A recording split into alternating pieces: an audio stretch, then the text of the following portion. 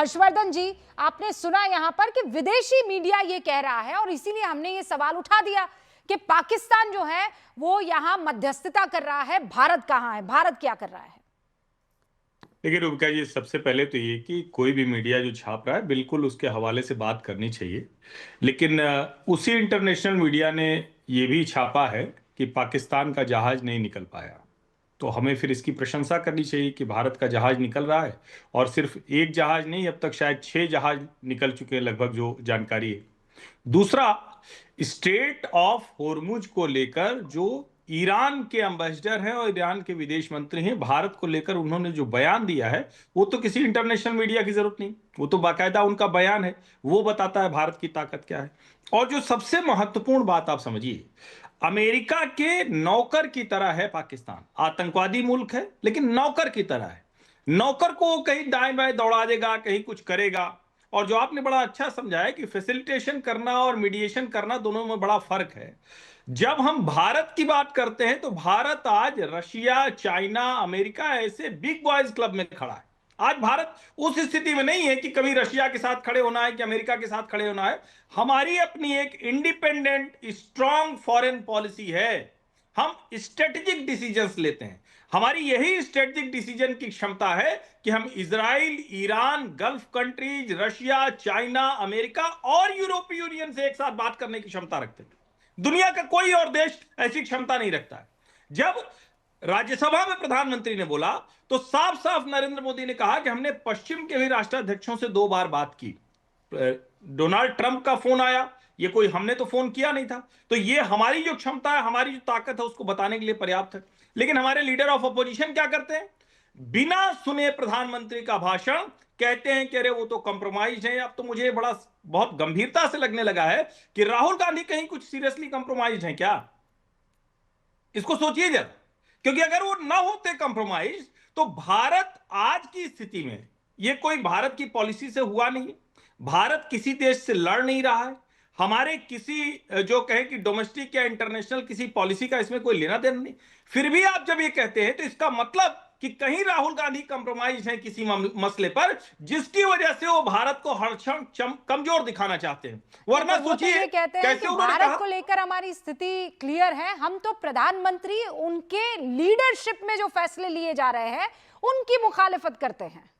नहीं, भारत की अगुवाई है और भारत की लीडरशिप अभी प्रधानमंत्री नरेंद्र मोदी कर रहे हैं। अब ऐसा तो कोई नियम है नहीं, लोकतंत्र है भाई, कोई राजशाही तो है नहीं कि अच्छा चलो मोदी को हटाओ, गांधी परिवार के किसी को बिठा दो। ये तमाशा तो चलता नहीं है, इस तरह से तो हो नहीं सकता। और यह भी संभव नहीं है कि 2004 से 14 रहे कि डॉक्टर मनमोहन सिंह पीएम रहे हो, पीएम के ऊपर भी सुपर पीएम सोनिया जी हो, सुपर से ऊपर पीएम राहुल गांधी रहे। ऐसे तो नहीं हो सकता ना भाई। यहां तो नरेंद्र मोदी ही निर्णय लेंगे, नरेंद्र मोदी ही तय करेंगे। हमारे साथ सोमनाथ भारती जी उनको भी चुन जुड़ के चुके भेजा। हैं और इनफैक्ट हमारे साथ अजीज खान साहब भी मौजूद है। सोमनाथ भारती जी, कुर्सी यहाँ बगल में है, मुझे लगा आप यहाँ पर हमें ज्वाइन करने वाले हैं। नहीं, मैं तो आपके स्टूडियो में ही था। हाँ। एक शो पे था, उसके बाद मुझे यहाँ आना पड़ा। तो मुझे बताया कि अब मेरे घर पे सेटिंग लगा दी, तो मैं यहीं आ गया फिर। लेकिन आप ओमनी प्रेजेंट है। लेकिन सोमनाथ भारती जी, ये जो इस वक्त सारा मसला चल रहा है मिडिल ईस्ट को लेकर, और आपने सुना इस वक्त हर्षवर्धन जी क्या कह रहे थे कि भाई फैसला प्रधानमंत्री लेंगे और इस वक्त देश को एकजुट होकर खड़े रहना है, जो भी बातें हैं वो बाद में हो जाएगी। क्या संकट के इस मौके में भारत की तैयारी आपको कमतर लग रही है? ऐसा रुबिका जी, देखिए जीवन में 2 तरीके हैं खुश रहने के। या तो आप अपनी कोई प्रक्रिया करें, अपना मेहनत करें खुश रहने के लिए, या पड़ोस को देख लें। पड़ोस के दुख को देखकर खुशी होना भी एक तरीका होता है, ठीक है। तो हम पाकिस्तान को देखते रहते हैं हमेशा कि पाकिस्तान दुखी हुआ कि नहीं, पाकिस्तान में समस्या आई कि नहीं। अरे पाकिस्तान को देश से देखने लायक है। मतलब देखो ना भाई, चाइना को देखो, अमेरिका को देखो, रशिया को देखो। अगर देश को आगे बढ़ाना है तो वहां देखो ना। हमें तो इस बात का दुख मनाना चाहिए कि पाकिस्तान जैसा घटिया देश, उसको तवज्जो मिल रही है। अमेरिका दे रहा है, इजराइल दे रहा है, ईरान दे रहा है मीडिएट करने के लिए। इस बात पे दुख होता है। दूसरी बड़ी बात, ऑल पार्टी मीटिंग बुलाई माननीय मोदी जी ने, बड़ा हम सबको बड़ा खुशी हुआ। लेकिन ऑल पार्टी मीटिंग बुलाया माननीय मोदी जी ने ऑपरेशन सिंदूर में भी, या जो एनर्जी क्राइसिस हुआ अभी भी, दोनों वक्त माननीय मोदी जी मीटिंग में नहीं आएंगे। ऑपरेशन सिंदूर के वक्त तो माननीय मोदी जी मीटिंग छोड़कर चले गए थे बिहार में चुनाव प्रचार में, हो सकता है आज भी चले गए बंगाल में चुनाव प्रचार करने के लिए। मतलब इंपॉर्टेंस कहां है? वो सबको बोल रहे हैं इंपॉर्टेंस दो, साथ आओ, लेकिन इतने बड़े क्राइसिस के दौरान जब माननीय मोदी जी ने खुद कहा, अपने मुंह से कहा, सदन के पटल पे कहा कि कोरोना वाला सिचुएशन हो सकता है, तो उनको होना चाहिए ना, उनको लीड करना चाहिए ना। हर्षवर्धन जी कह रहे थे, बड़ा अच्छा लगता है मुझे जब हर्षवर्धन जी बोलते हैं कि भाई हम एक सोवरेन नेशन है, हम खुद फैसला करेंगे। सोमनाथ जी रुकिए, हर्षवर्धन जी, शायना अमेरिका ने कहा भाई रसिया से तेल ना खरीदो, नहीं खरीद रहे हैं, ईरान से तेल ना खरीदो, No, नहीं but that's खरीद रहे not the fact. बोला भाई एक That's महीना not खरीद the- लो, चलो। सोमनाथ जी, that's not the fact. ये तो आप भी जानते हैं, आप कभी फैक्ट्स के इधर बात नहीं करते, ये तो मैं भी जानती हूँ। आप कैसे कह सकते हैं कि हम रशिया से तेल नहीं खरीद रहे हैं? हम तो रशिया से अभी भी तेल खरीद रहे हैं।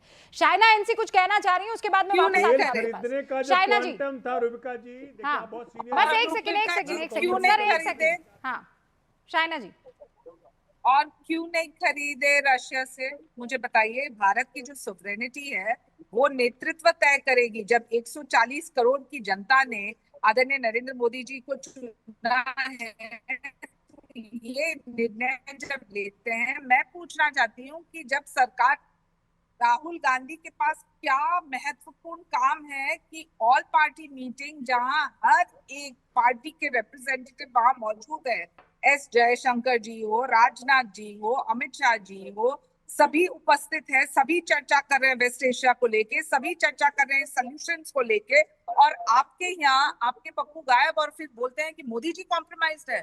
मैं पूछना चाहती हूँ, ये समय है ऐसे शब्दों का इस्तेमाल करना या भारत को एकजुट रहना? जब आप पाकिस्तान की बात करते हैं, सभी को पता है they are insulating terrorist, they are a terror state. आपको आतंक को लेके भी मजहब लाना है, आतंक को लेके भी चर्चा करनी है वोट बैंक की। आज किस परिप्रेक्ष्य में हम बात कर रहे हैं? जब आप सॉल्यूशंस चाहते हैं, ईरान हो, यूएस हो, भारत के जो डायलॉग्स है वो सिर्फ एक चर्चा तक सीमित नहीं है। शुरुआत होती है जब सदन के सदस्य और लीडर्स एक एक पार्टी के मौजूद है। वहां कोई बहाना कर रहे हैं कि वो केरला गए, फिर वहां शायना जी, कोई टिप्पणी कर नेटवर्क रहे का हैं इशू मोदी है, जी के ऊपर। लेकिन आप एक मिनट ये मोदी फोबिया को छोड़ दीजिए। ओके, क्या मोदी फोबिया से ग्रसित है अजीज खान साहब? जल्दी से जवाब दीजिए। देखिए रूबिका जी, इसमें कोई दो राय नहीं कि इतना शानदार मौका मिला हमारे देश को। माननीय मोदी जी के ताल्लुकात ट्रंप से भी बहुत अच्छे हैं, इजराइल से भी अच्छा है, उसके साथ साथ ईरान से भी ठीक है। मैं देख रहा हूं कि इतना शानदार मौका था, और मौका है, था क्या है भी, कि माननीय मोदी जी को फ्रंट पे आना चाहिए और आ करके अगर ऐसे स्थिति में जब ग्लोबल क्राइसिस है, हालात पूरी दुनिया के बहुत खराब हैं, जंग की स्थिति बहुत बदतर हो चुकी है और तमाम तरीके की क्राइसिस है, चाहे वो एलपीजी है, चाहे वो क्रूड ऑयल है, या जो भी चीजें हैं, और अगर माननीय मोदी जी पहल करते, फ्रंट पर आते, तो एक अलग सी छवि माननीय मोदी जी की निकल के आती। एक बात आप समझिए, अभी मैं आपके चैनल पे ही देख रहा हूं और बाकी अलग भी कई जगह मैंने देखा कि लगातार चर्चा चल रहा है कि पाकिस्तान मीडिएटर बन रहा है, वो मामले को समझौता करा रहा है। अब वो क्या सच्चाई है ईश्वर जाने, मैं उस पर नहीं जाना चाहता हूं।